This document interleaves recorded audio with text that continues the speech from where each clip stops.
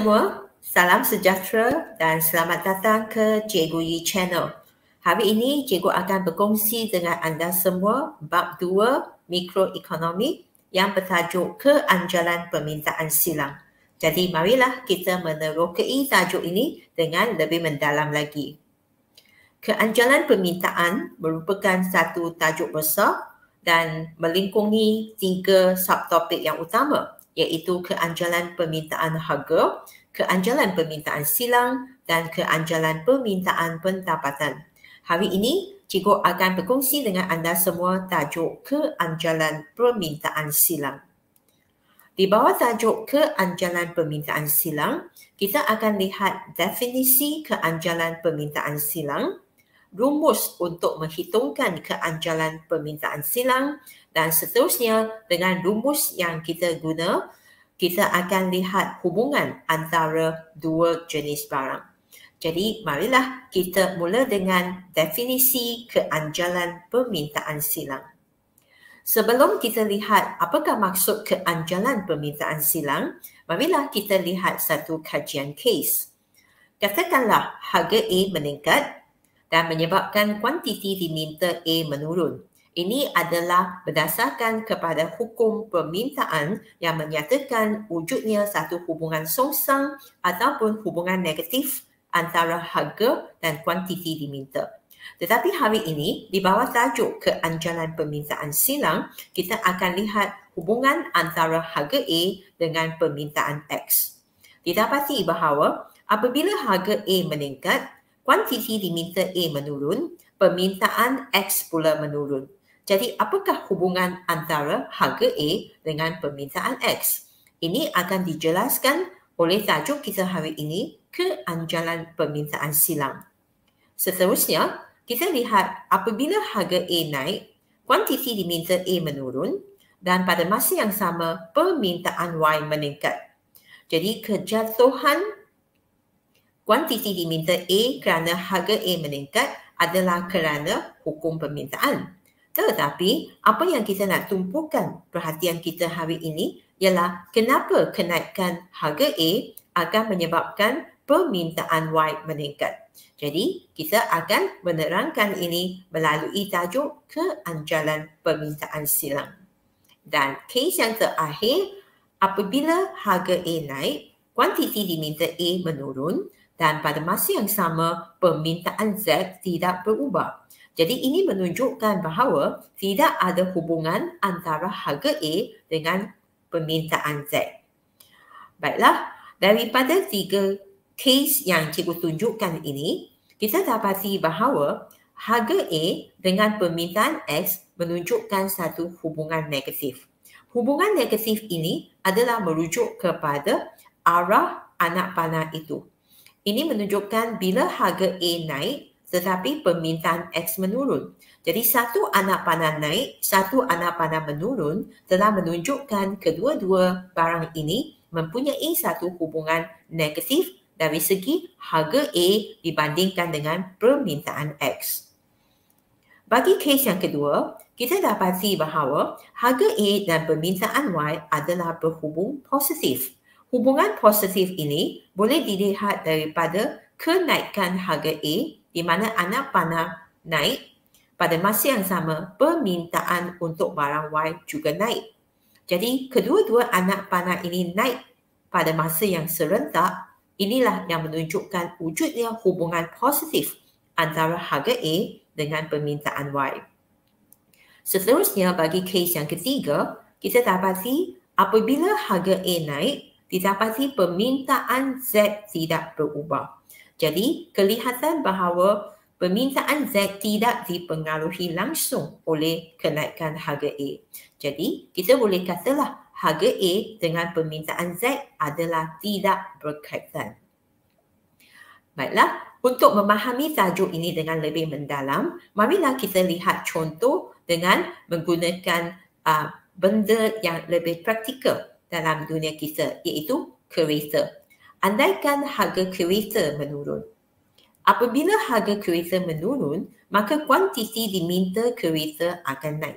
Ini adalah dinyatakan dalam hukum permintaan di mana ada satu hubungan songsang antara harga kereta dengan kuantiti diminta kereta.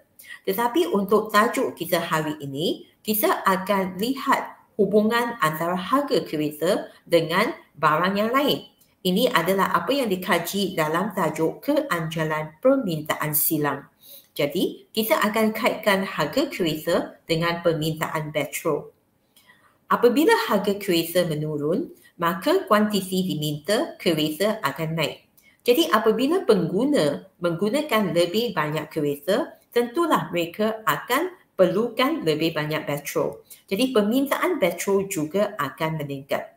Jadi inilah satu hubungan antara harga kereta dengan permintaan petrol. Seterusnya, kita cuba bandingkan harga kereta dengan permintaan LRT. Katakanlah harga kereta telah menurun, maka pengguna akan minta lebih banyak kereta. Jadi kuantiti diminta kereta naik. Jadi kita dapati permintaan LRT akan menurun apabila harga kereta menurun. Jadi kita boleh lihat wujudnya satu hubungan antara harga kereta dengan permintaan LRT. Bagi kes yang ketiga, cikgu nak kaitkan harga kereta dengan permintaan beras. Apabila harga kereta menurun, kuantiti diminta kereta naik. Tapi pada masa yang sama, kita dapati bahawa permintaan beras tidak berubah. Ini adalah kerana beras tidak ada kaitan dengan kereta. Jadi walaupun harga kereta menurun, kuantiti diminta kereta naik, tetapi tidak memberikan sebarang pengaruh terhadap permintaan beras. Jadi, wujudlah satu hubungan tidak berkaitan antara harga kereta dengan permintaan beras. Dengan contoh yang cikgu berikan ini, marilah kita lihat hubungan harga kereta dengan permintaan petrol. Harga kereta dan permintaan petrol adalah berhubung negatif. Hubungan negatif ini ditunjukkan oleh dua anak panah ini. Apabila harga kereta menurun, permintaan petrol meningkat. Dan sebaliknya, sekiranya harga kereta naik, maka permintaan petrol akan menurun. Jadi hubungan antara harga kereta dengan permintaan petrol sebenarnya adalah berhubung negatif. Dan ini memberikan satu implikasi bahawa apabila dua barang itu berhubung negatif, mereka adalah barang penggenap. Apa itu barang penggenap? Barang penggenap adalah dua jenis barang yang digunakan secara bersama-sama untuk melengkapi fungsi antara satu sama lain. Jadi kereta dan petrol digunakan secara bersama-sama. Jadi kereta dan petrol adalah barang penggenap. Seterusnya kita lihat hubungan antara harga kereta dengan permintaan LRT. Apabila harga kereta menurun, permintaan LRT pun menurun. Jadi sebaliknya, sekiranya harga kereta naik, permintaan LRT juga akan naik. Jadi hubungan antara harga kereta dan permintaan LRT adalah berhubung positif ataupun langsung. Jadi apakah hubungan kereta dengan LRT? Kedua-dua barang ini adalah barang pengganti. Apa itu barang pengganti? Barang pengganti adalah dua barang di mana mereka mempunyai fungsi dan kegunaan yang sama. Oleh sebab itu, mereka boleh menggantikan antara satu sama lain. Harga kereta dan permintaan beras adalah tidak berkaitan kerana walaupun harga kereta turun, permintaan beras adalah tetap. Sebaliknya, kalau harga kereta naik, permintaan beras juga tidak akan berubah.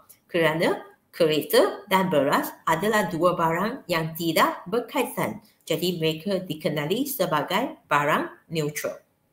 Baiklah, sampai tahap ini, pelajar boleh mengenal pasti bahawa sebenarnya wujud hubungan antara harga sesuatu barang dengan permintaan barang lain dalam sesebuah ekonomi. Dan kita juga boleh mengenal pasti hubungan mereka sama ada berhubung negatif, positif ataupun tidak ada hubungan. Dan melalui hubungan inilah yang akan membolehkan kita mengenal pasti sama ada berhubung negatif iaitu barang penggenap, berhubung positif barang pengganti, dan bila dia tiada kaitan, dia akan memberikan satu hubungan neutral. Jadi, di bawah tajuk keanjalan permintaan silang, kita akan mengenapasti jenis-jenis hubungan ini.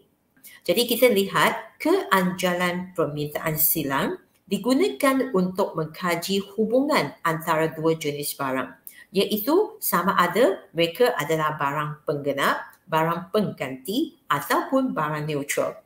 Bagaimana kita boleh kena pasti hubungan antara dua barang tersebut, iaitu melalui hubungan mereka, sama ada hubungan positif, negatif ataupun neutral dari segi perbandingan harga sesuatu barang dengan kuantiti diminta bagi barang yang lain. Baiklah, definisi untuk keanjalan permintaan silang. Keanjalan permintaan silang adalah satu konsep ekonomi yang digunakan untuk mengukur darjah tindak balas pengguna terhadap kuantiti sesuatu barang yang diminta akibat daripada perubahan harga barang yang lain. Untuk mengenapasti dengan lebih mendalam tentang rumus keanjalan permintaan silang, marilah kita lihat tajuk yang kedua kita hari ini. Dan kita akan buat beberapa latihan untuk mempraktikkan rumus yang kita belajar ini. Keanjalan permintaan silang pada mulanya akan dihitungkan dengan formula peratus perubahan kuantiti diminta barang Y bahagi dengan peratus perubahan harga barang X. Jadi barang Y adalah mewakili sesuatu barang dan barang X mewakili barang yang lain. Jadi jelas kelihatan bahawa keanjalan permintaan silang adalah satu konsep yang membandingkan harga sesuatu barang dengan kuantiti diminta barang lain. Apabila kita tulis dalam simbol, dia akan menjadi EXY, keanjalan permintaan silang, sama dengan peratusan perubahan QDY bahagi dengan peratusan perubahan PX. Jadi di sini kita lihat EXY adalah keanjalan permintaan silang, perubahan QDY ialah perubahan kuantiti diminta bagi barang Y dan perubahan PX adalah perubahan harga barang X. Dan sekarang kita cuba mengembangkan peratusan perubahan QDY ke dalam satu formula yang lebih rumit. Jadi peratusan perubahan QDY sebenarnya membawa maksud kuantiti Y baru tolak kuantiti Y asal bahagi dengan kuantiti Y asal darab dengan 100. Manakala peratusan perubahan PX mewakili harga X baru tolak harga X asal bahagi harga X asal darab dengan 100. Jadi apabila kita menggunakan peratusan perubahan QDY dan peratusan perubahan PX yang telah dikembangkan, kemudian kita gantikan masuk ke dalam formula asal kita, kita akan jadikan formula kita menjadi QY1 tolak QY0 bahagi QY0 darab 100. Ini adalah formula yang kita telah kembangkan yang berasal daripada peratusan perubahan QDY. Dan sekarang dia telah menjadi formula yang telah dikembangkan. Kita darab dengan 100 kerana dinyatakan dalam bentuk peratusan. Seterusnya, peratusan perubahan PX ini akan dikembangkan menjadi PX1 tolak PX0 bahagi PX0 darab dengan 100. Jadi pelajar mesti faham maksudnya di mana QY0 adalah kuantiti diminta asal bagi barang Y, QY1 adalah kuantiti diminta baru bagi barang Y, PX0 harga asal barang X dan PX1 adalah harga baru bagi barang X. Daripada formula ini, darab dengan 100 di atas dan di bawah ni, kita akan batalkan untuk memudahkan penghitungan kita. Kemudian, kuantiti bahagi dengan harga ni, kita akan tukarkan bahagi ni kepada darab. Jadi akhirnya kita akan dapat formula di kolom yang terakhir di mana QY1 tolak QY0 bahagi dengan QY0 darab dengan PX0 bahagi dengan PX1 tolak PX0. Pelajar harus memahami bahawa dalam soalan peperiksaan kita boleh mengaplikasikan formula yang paling asas iaitu EXY sama dengan peratusan perubahan QDY bahagi dengan peratusan perubahan PX, ataupun kita boleh mengaplikasikan formula yang telah dikembangkan. Jadi ini amat bergantung kepada maklumat yang diberikan dalam soalan. Baiklah, dengan mengenal pasti rumus keanjalan permintaan silang, marilah kita mengaplikasikan rumus tersebut untuk mengenal pasti hubungan antara dua jenis barang. Mula-mula sekali, pelajar mesti memahami bahawa keanjalan permintaan silang sebenarnya membolehkan kita mengenal pasti hubungan antara dua jenis barang. Jadi, hubungan antara dua jenis barang boleh dibahagikan kepada tiga kategori, iaitu barang penggenap, barang pengganti dan juga barang neutral. Marilah kita lihat barang penggenap. Barang penggenap akan mempunyai pekali keanjalan permintaan silang negatif. Ini bermakna apabila harga barang X naik, kuantiti diminta barang Y akan turun. Jadi pelajar cuba perhatikan harga X naik, kuantiti diminta Y turun. Jadi naik dan turun ini menunjukkan satu hubungan negatif. Jadi dua-dua barang ini adalah barang penggenap. Dan sebaliknya, kalau harga barang X turun, kuantiti diminta barang Y akan naik. Keanjalan permintaan silang bagi barang pengganti adalah bernilai positif. Didapati bahawa apabila harga barang X naik, kuantiti diminta barang Y juga akan naik. Jadi pelajar perhatikan naik dan naik ini menunjukkan satu hubungan positif antara harga X dengan kuantiti diminta Y.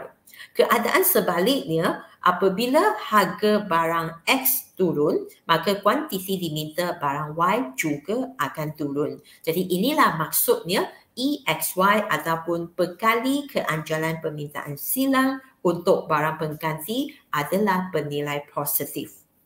Seterusnya kita lihat barang neutral. Barang neutral akan memberikan satu nilai pekali yang sama dengan sifar.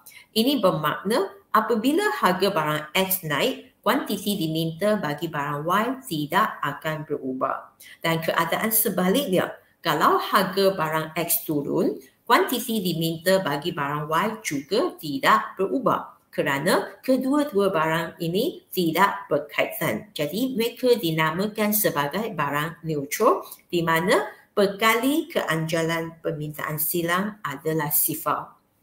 Jadi dengan memahami ketiga-tiga jenis barang ini, ya, marilah kita lihat contoh. Bagi barang penggenap adalah printer dan juga dartboard printer di mana kedua-dua barang ini mesti digunakan bersama dan melengkapi fungsi antara satu sama lain.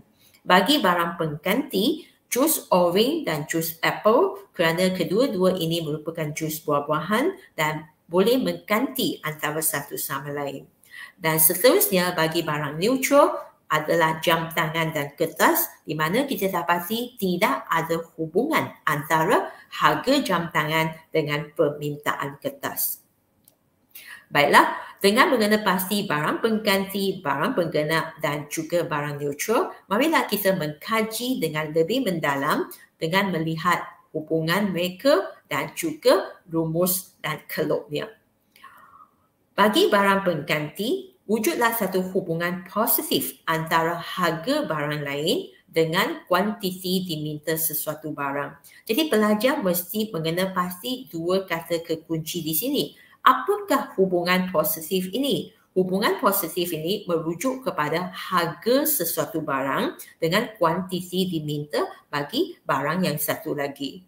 Jadi ini bermakna apabila harga barang lain naik, kuantiti diminta barang tersebut akan naik. Sebaliknya, apabila harga barang lain turun, kuantiti diminta barang tersebut juga akan turun. Jadi inilah maksudnya hubungan positif bagi barang pengganti. Marilah kita lihat case-nya. Berdasarkan kepada ayat, harga X naik, permintaan Y naik, ataupun harga X turun, permintaan Y turun. Jadi kita boleh lihatlah antara contoh-contoh barang pengganti, semua akan mematuhi hubungan positif ini. Marilah kita lihat kes pertama ya. Getah tiluan dan getah asli. Harga getah tiluan naik, permintaan getah asli naik dan sebaliknya. Yang kedua, minyak jagung dan minyak kelapa sawit. Harga minyak jagung naik, permintaan minyak kelapa sawit naik dan sebaliknya. Yang ketiga, mi dan mihun. Harga mi naik, permintaan mihun naik dan keadaan sebaliknya. Dan akhirnya, kek dan roti. Harga kek naik, permintaan roti naik dan keadaan sebaliknya. Jadi kita dapati bahawa setiap satu kes bagi barang pengganti akan mematuhi hubungan positif antara harga sesuatu barang dengan kuantiti diminta bagi barang yang lain. Dan kita juga boleh menunjukkan hubungan antara dua barang yang merupakan barang pengganti dengan melukiskan kelopnya. Di sini, cikgu menggunakan paksi Y sebagai harga X dan paksi X sebagai kuantiti Y. Mula-mula sekali, diandaikan harga X adalah PX1, maka kuantiti Y yang diminta adalah QY1. Andaikan harga X telah meningkat dari PX1 menjadi PX2. Jadi didapati bahawa pada masa yang sama, kuantiti Y yang diminta juga meningkat dari QY1 ke QY2. Jadi apabila kita sambungkan dua kombinasi ini dengan satu garisan, kita akan dapat satu garisan yang cerun ke atas dari kiri ke kanan yang merupakan nilai positif, ya, perkecerunan positif. Jadi ini menunjukkan wujudnya satu hubungan positif antara harga X dengan kuantiti Y. Jadi X dan Y lah merupakan barang pengganti. Barang pengganti bukan sahaja boleh ditunjukkan oleh satu kelop yang cerun ke atas dari kiri ke kanan dalam graf kita. Pada masa yang sama, anak panah juga memberitahu kita bahawa harga X naik menyebabkan kuantiti Y diminta naik. Ini adalah hubungan positif antara harga sesuatu barang dengan kuantiti diminta barang lain yang berhubung positif dan mereka adalah barang pengganti. Kita teruskan dengan barang penggenap. Barang penggenap mempunyai hubungan negatif antara harga barang lain dengan kuantiti diminta sesuatu barang. Ini bermakna apabila harga barang lain naik, kuantiti diminta barang tersebut akan turun. Sebaliknya, apabila harga barang lain turun, kuantiti diminta barang tersebut akan naik. Inilah maksudnya hubungan negatif. Marilah kita lihat kes-kesnya dengan berpandukan kepada ayat harga X naik, permintaan Z turun dan sebaliknya. Marilah kita kaji 4 contoh di bawah ya. Laptop dan tertikus. Katakan harga laptop naik, permintaan tertikus akan turun. Kereta dan petrol. Harga kereta naik, permintaan petrol akan turun. Kopi dan gula. Harga kopi naik, permintaan gula akan turun. Sudu dan garfu. Harga sudu naik, permintaan garfu juga akan turun. Jadi inilah antara contoh yang menunjukkan hubungan barang penggenap di mana harga sesuatu barang naik akan menyebabkan permintaan barang lain turun ataupun apabila harga sesuatu barang turun, dia akan menyebabkan permintaan barang lain naik. Jadi inilah ciri barang penggenap di mana memberikan satu hubungan negatif ya. Bila kita lakarkan kelop, andaikan harga X dibandingkan dengan kuantiti Y, mula-mula sekali harga X adalah pada PX1 dan kuantiti Y yang diminta adalah QY2. Dan kita andaikan harga X telah mengalami kenaikan harga menjadi PX2, apakah yang akan berlaku kepada kuantiti diminta barang Y? Jawapannya ialah kuantiti Y akan berkurangan dan dari QY2 menjadi QY1. Bila kita sambungkan dua kombinasi ini, kita akan dapat satu garisan yang cerun ke bawah dari kiri ke kanan. Jadi garisan yang berkecerunan negatif ini menunjukkan kedua-dua barang X dan Y merupakan barang penggenap. Pada masa yang sama, kita cuba perhatikan anak panah ni. Kita dapati kenaikan harga X dari P1 ke PX2 menyebabkan kejatuhan kuantiti dari QY2 menjadi QY1.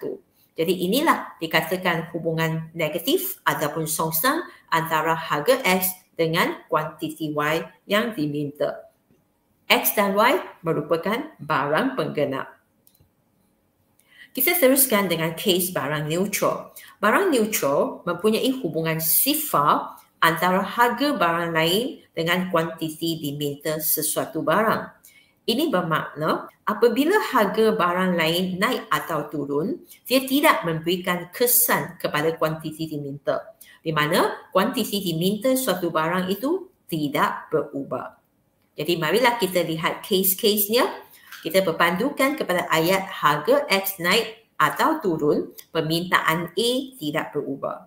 Jadi sebagai contoh, kes pertama laptop dan baju. Harga laptop naik atau turun, permintaan baju tidak berubah.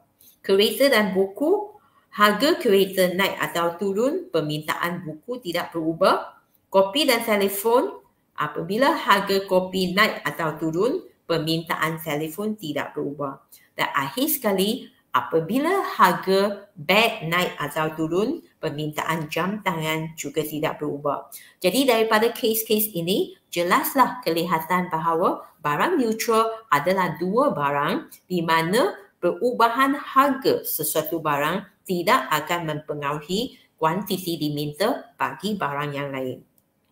Apabila kita lakarkan kelok, kita akan menunjukkan satu kelok yang menegak. Kelok yang menegak ini sebenarnya memberikan satu implikasi bahawa pada harga X1, kuantiti Y yang diminta adalah QY1.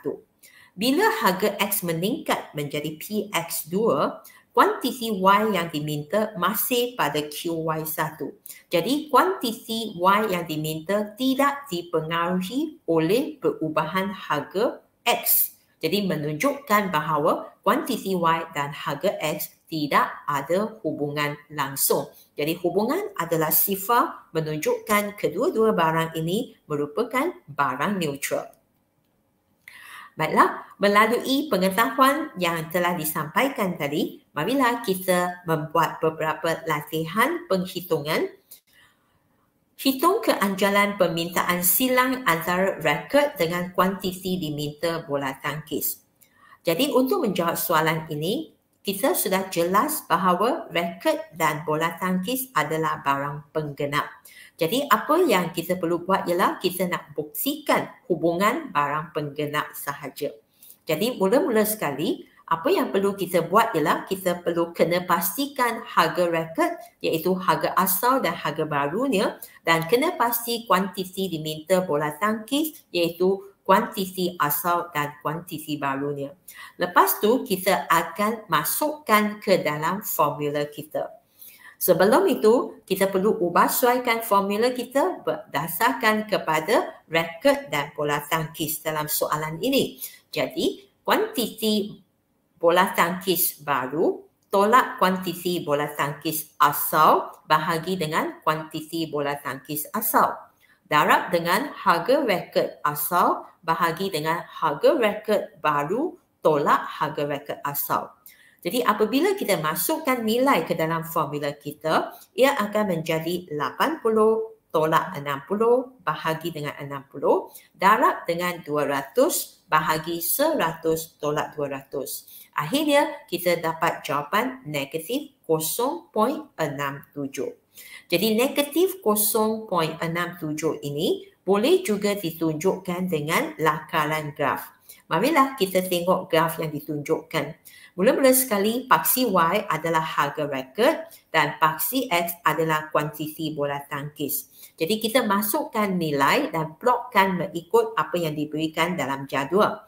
Bila harga rekod RM200, kuantiti diminta bola tangkis adalah 60 unit. Maka kita pun plotkan RM200 untuk harga rekod dan 60 unit untuk kuantiti bola tangkis.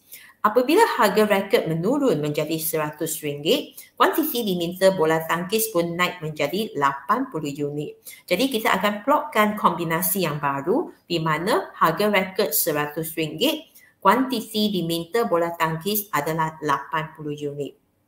Apabila kita sambungkan dua kombinasi ini, kita dapat satu keluk yang mempunyai kecurunan negatif, iaitu mencurun ke bawah dari kiri ke kanan. Jadi, keluk yang berkecurunan negatif ini adalah selaras dengan jawapan kita yang menunjukkan negatif 0.67. Ya, jadi melalui penghitungan matematik dan melalui lakalan keluk, kita boleh membuktikan bahawa wujudnya satu hubungan negatif antara harga raket dengan kuantiti diminta bola tangkis. Jadi kesimpulan kita ialah bola tangkis adalah barang penggenap bagi raket. Baiklah, kita beralih ke soalan yang kedua. Hitungkan keanjalan permintaan silang antara Pepsi dengan kuantiti diminta Coca-Cola. Kita tahu bahawa Pepsi dan Coca-Cola merupakan minuman bergas dan mereka merupakan barang pengganti. Jadi marilah kita membuktikan hubungan antara barang pengganti. Mula-mula sekali, kita perlu mengenal pasti harga Pepsi dari segi harga asal dan harga baru, dan kuantiti diminta Coca-Cola dari kuantiti asal dan juga kuantiti barunya. Mula-mula sekali, kita akan cuba ubah suaikan sedikit formula kita. Dia akan menjadi kuantiti Coca-Cola baru tolak kuantiti Coca-Cola asal bahagi dengan kuantiti Coca-Cola asal, iaitu QC1 tolak QC0 bahagi dengan QC0. Kemudian kita darab dengan harga Pepsi asal bahagi dengan harga Pepsi baru tolak harga Pepsi asal. So, ini diwakili oleh PPO bahagi dengan PP1 tolak PP0. Baiklah, apabila kita masukkan nilai ke dalam formula kita, ia akan menjadi 5 tolak 10 bahagi dengan 10 darab dengan 2 bahagi 1 tolak 2. Dan jawapan yang kita dapat adalah positif 1. Marilah kita cuba menunjukkan hubungan ini dengan lakalan graf. Jadi inilah graf kita di mana paksi Y adalah harga Pepsi dan paksi X adalah kuantiti Coca-Cola. Apabila harga Pepsi adalah RM2, kuantiti Coca-Cola adalah 10 unit. Dan apabila harga Pepsi jatuh menjadi RM1, kuantiti diminta Coca-Cola adalah 5 unit. Jadi di sinilah kita tunjukkan apabila harga Pepsi jadi RM1, kuantiti Coca-Cola adalah 5 unit. Apabila kita sambungkan dua kombinasi ini, kita akan dapat satu keluk yang curun ke atas dari kiri ke kanan. Jadi keluk yang berkecurunan positif ini menunjukkan bahawa wujudnya satu hubungan positif antara harga Pepsi dengan kuantiti Coca-Cola. Ya, dan ini telah selaras dengan jawapan kita apabila kita menghitungkan keanjalan permintaan silang. Jadi, kesimpulan kita, wujudlah satu hubungan positif antara harga Pepsi dan juga kuantiti diminta Coca-Cola. Dan Pepsi adalah barang pengganti bagi Coca-Cola. Baik, kita beralih ke soalan yang ketiga. Hitung keanjalan permintaan silang antara kertas dan kuantiti diminta telefon bimbit. Daripada jadual yang ditunjukkan, pelajar memang sudah nampak bahawa tidak ada hubungan antara kuantiti diminta telefon bimbit dengan harga kertas kerana kuantiti diminta telefon bimbit tidak berubah langsung walaupun harga kertas sudah meningkat. Jadi marilah kita buktikan dengan penghitungannya. Formula kita akan menjadi kuantiti telefon bimbit baru tolak kuantiti telefon bimbit asal bahagi dengan kuantiti telefon bimbit asal. Kemudian kita akan darab dengan harga kertas asal bahagi dengan harga kertas baru tolak harga kertas asal. Kita cuba masukkan nilai ke dalam formula ini, ia akan menjadi 3,000 tolak 3,000 bahagi dengan 3,000. Darab dengan 1 bahagi 2 tolak 1. Akhirnya kita dapat jawapan adalah 0. Marilah kita cuba tunjukkan keluknya. Keluknya akan menjadi satu keluk yang menegak di mana ia menunjukkan kuantiti telefon bimbit adalah tetap pada RM3,000 walaupun harga kertas naik dari RM1 ke RM2. Begitu juga kalau harga kertas menurun dari RM2 ke RM1, kita dapati kuantiti telefon bimbit masih tidak berubah kerana garisan itu adalah satu garisan yang menegak. Jadi inilah satu situasi di mana kedua-dua barang itu adalah neutral dan ditunjukkan oleh perkali keanjalan permintaan silang yang bernilai sifar. Kesimpulan kita, tiada hubungan antara harga kertas dengan telefon bimbit dan kertas adalah barang neutral bagi telefon bimbit. Baiklah, selepas mengenal pasti ketiga-tiga jenis barang ini bukan sahaja melalui penghitungan matematik dan rumus, tetapi kita juga telah melakarkan grafnya. Marilah kita lihat satu soalan yang lebih bertahap tinggi di mana kita akan lihat harga barang A dibandingkan dengan kuantiti diminta bagi 3 barang, iaitu barang B, barang C dan barang D. Marilah kita lihat soalannya. Hitung keanjalan permintaan silang untuk barang B, C dan D apabila harga barang A naik dari RM8 ke RM10. Jadi di sini kita akan mengkaji apabila harga barang A naik, apakah kesannya terhadap kuantiti diminta bagi barang B, barang C dan juga barang D. Mula-mula sekali, kita akan lihat hubungan antara harga barang A dengan kuantiti diminta bagi barang B dahulu. Jadi, pelajar mesti kena pasti harga asal dan harga baru bagi barang A dan juga kuantiti diminta asal dan baru untuk barang B. Formula kita akan menjadi kuantiti B baru tolak kuantiti B asal bahagi dengan kuantiti B asal. Darab dengan harga A asal bahagi dengan harga A baru tolak harga A asal. Bila kita masukkan nilai ke dalam formula kita, ia akan menjadi 55 tolak 65 bahagi dengan 65 darab dengan 8 bahagi dengan 10 tolak 8. Jadi jawapan kita adalah negatif 0.62. Apabila pelajar melihat wujudnya satu simbol negatif di depan jawapan kita, maka ini adalah satu indikator atau petunjuk kepada kita bahawa barang A adalah barang penggenap bagi barang B kerana hubungan antara harga A dengan kuantiti diminta barang B yang berbentuk negatif menunjukkan mereka merupakan barang penggenap. Seterusnya, kita akan lihat hubungan antara harga barang A dengan kuantiti diminta barang C. Jadi formula kita akan diubahsuaikan mengikut kuantiti diminta sekarang iaitu barang C. Jadi dia menjadi kuantiti C baru tolak kuantiti C asal bahagi dengan kuantiti C asal. Kemudian darab dengan harga A asal bahagi dengan harga A baru tolak harga A asal.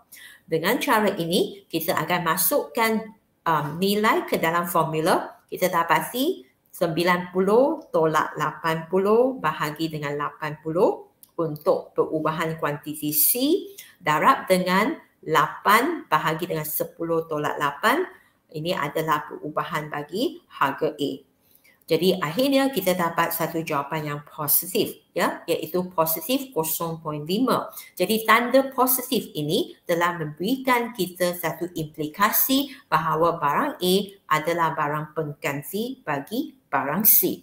Ini bermakna apabila harga barang A naik, maka kuantiti diminta bagi barang C turut naik. Jadi wujudlah satu hubungan positif antara harga A dengan kuantiti diminta barang C.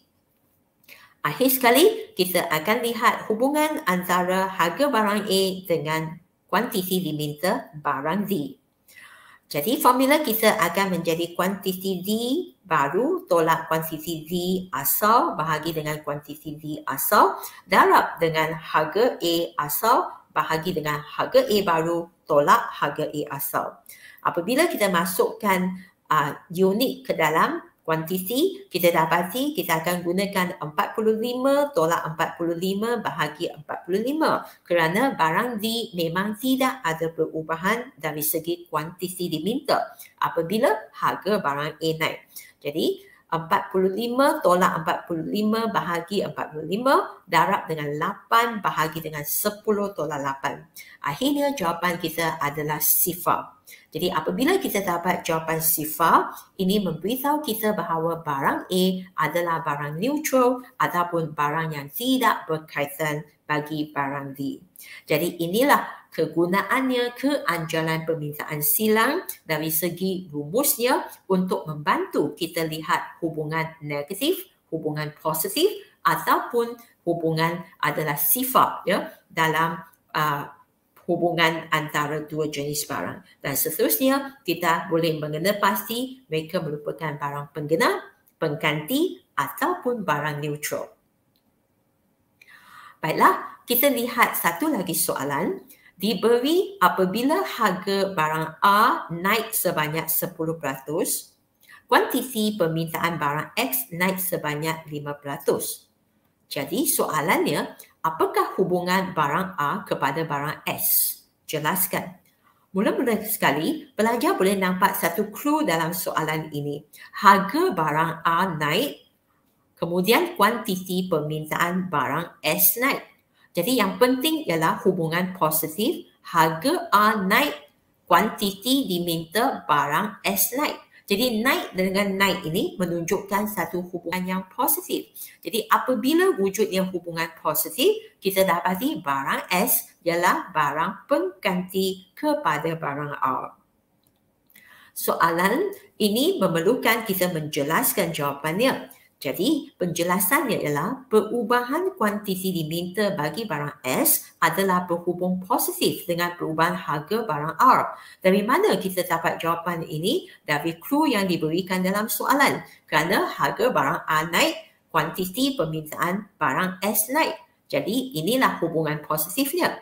Seterusnya, kita dapati kenaikan harga barang R akan menyebabkan permintaan terhadap barang S meningkat kerana hubungan positif tersebut.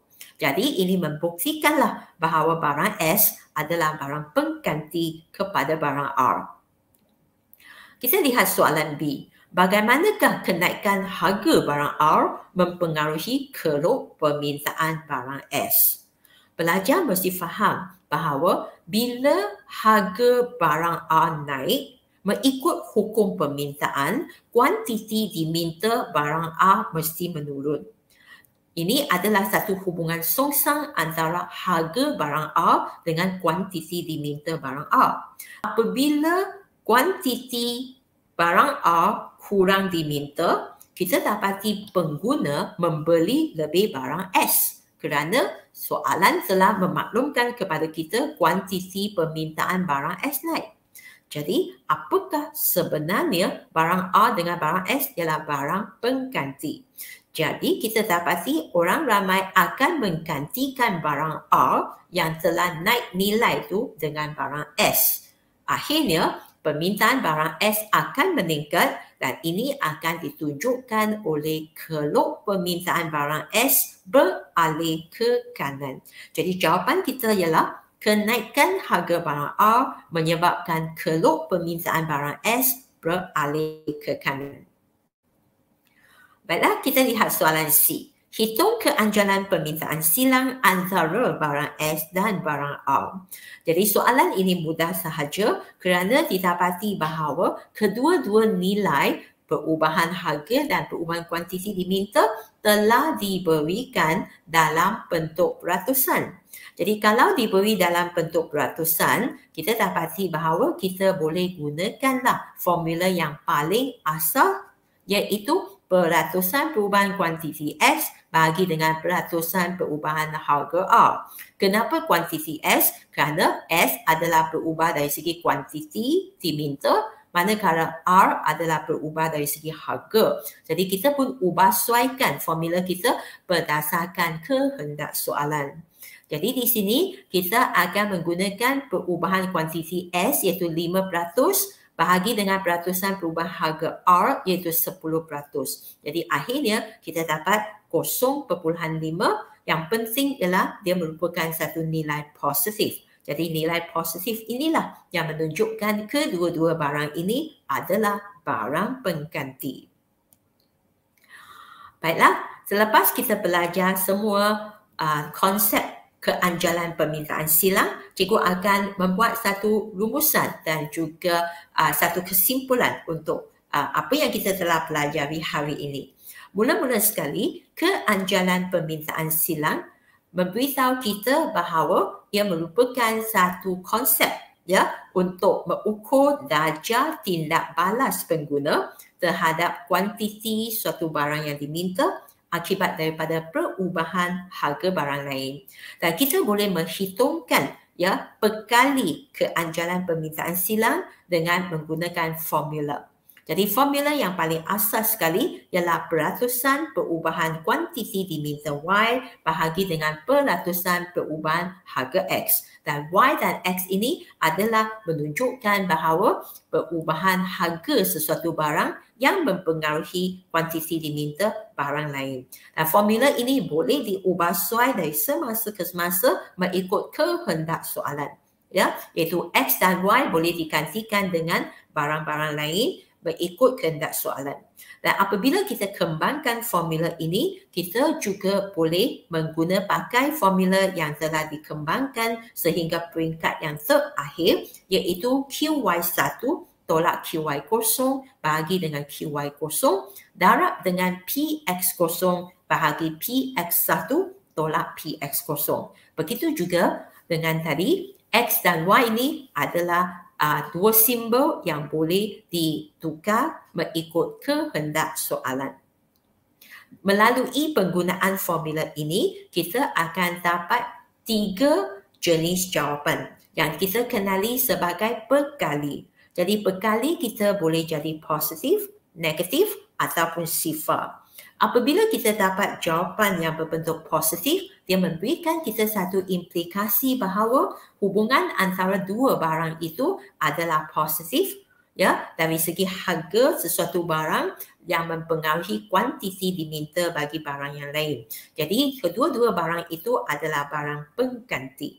Kalau berkali adalah negatif, kedua-dua barang itu ialah barang penggenap dan sekiranya kita dapat jawapan sifar pula, maka kedua-dua barang itu merupakan barang neutral. Baiklah, kita dapati bahawa barang penggenap, barang pengganti dan juga barang neutral adalah hubungan antara dua jenis barang yang dikaji di bawah keanjalan permintaan silang. Marilah kita imbas kembali barang penggenap yang mempunyai perkali negatif yang membawa maksud bila harga barang X naik, kuantiti diminta bagi barang Y akan turun. Jadi dia boleh ditunjukkan oleh satu keluk yang berkecurunan negatif yang menunjukkan hubungan negatif antara harga X dengan kuantiti Y. Seterusnya, kita akan lihat barang pengganti. Barang pengganti akan mempunyai keanjalan permintaan silang yang positif. Implikasinya ialah bila harga barang X naik, kuantiti diminta untuk barang Y juga naik dan sebaliknya. Dan ini ditunjukkan oleh satu keluk yang berkecurunan positif yang menunjukkan apabila harga X naik, kuantiti diminta Y akan naik dan apabila harga X turun, kuantiti Y diminta juga akan turun. Dan akhir sekali adalah barang neutral. Barang neutral adalah satu keadaan di mana perkalinya adalah sama dengan sifar, iaitu apabila harga barang X naik, kuantiti diminta bagi barang Y adalah tetap, iaitu tidak berubah. Dan kita akan dapati bahawa satu keluk yang menunjukkan walaupun harga X naik turun dari PX0 naik ke PS1, ataupun turun dari PS1 ke PS0, kita dapati kuantiti Y yang diminta tetap pada QY0 dan tidak dipengaruhi oleh harga X. Itulah barang neutral. Baiklah, inilah apa yang kita belajar di bawah tajuk Keanjalan Permintaan Silang. Bagi kelas-kelas yang seterusnya, cikgu akan menyampaikan keanjalan pendapatan. Jadi, ikutilah video yang seterusnya. Cikgu berharap semua dapat manfaat daripada perkongsian topik kita hari ini. Sehingga kita berjumpa lagi. Bye-bye semua.